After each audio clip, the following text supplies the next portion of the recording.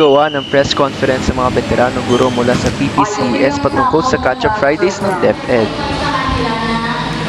Kailangan dapat may evidence-based tayo. Kaya nga meron tayong feedbacking from the teachers. Kaya dapat ang feedback ng teachers, kung positive ang feedback na tuwag, pag nababasa nila yan, makarating sa taas, manay mo. Maglaan nila ng budget. Sana.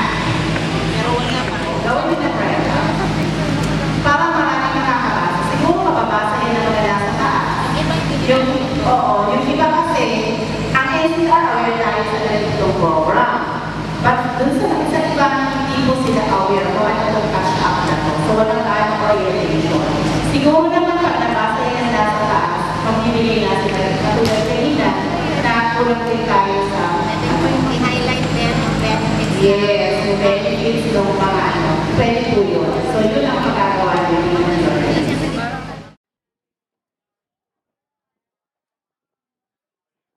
ng Pinatumba ang Chocomucho gamit ang kanyang angking-bilis na atake at depensa. Bagay na kasama ko sa court yung mga teammates Narito naman ang panayam kay Bea De Leon ng Team 19 Smashers. By my side and all throughout, they guided me. So yung confidence ko galing sa kanila, galing sa coaches ko.